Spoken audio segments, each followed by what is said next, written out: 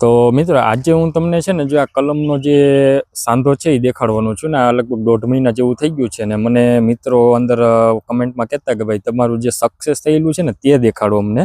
એટલે જો આ બધું આપણું અહીંયા સક્સેસ થયેલી છે, આ બધી કલમ આપણે વાળેલી હતી 1.5 મહિના પહેલા।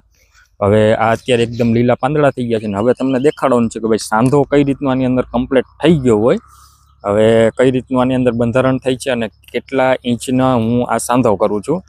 હવે હાલો આપણે આને છે ને પટ્ટીને આપણે કાપશું એટલે તમને આખે પરફેક્ટ રિઝલ્ટ ખબર પડી જશે કે આમાં શું કઈ રીતની આની પ્રોસેસ હોય। ને અહીંયા છે ને જો આ ગાંઠ મારેલી હોય એટલે ગાંઠ ઉપર હું ચેકો પાડી દઈ, અમારી પાસે મારું હથિયાર હોય જે ચાકુ હોય।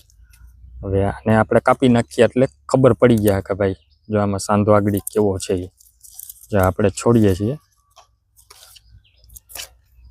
હવે છે ને જો આ ગ્રાફ્ટિંગ સક્સેસફુલ થઈ ગયું છે ને સાંધો તમે જોઈ શકો છો, આવો સાંધો તમને લગભગ ક્યાંય જોવા નહીં મળે, કદરૂપો કે એવો સાંધો ઈ છે। અને આ જો એકદમ પણ છે ને એકદમ પણ આનું જે ચીર આવે છે ને જે ચીરનું અહીંયા હોય આ ચીર નીકળતો હોય એનાથી આ બંનેનું ભરાવદાર થઈ ગયું છે ને હવે અહીંથી આ કેસર કલમ ચાલુ થઈ ગઈ છે। હવે હું તમને દેખાડું કે ભાઈ સુકાતું હોય એ ડોકું કેવું હોય, કેમ કે અમારાથી જો સક્સેસ એટલું મળતું ન હોય, 1-2-5% જે એમાં સુકારો આવતો હોય। હવે સુકારો શા માટે આવે ને એ તમને દેખાડી દઉં।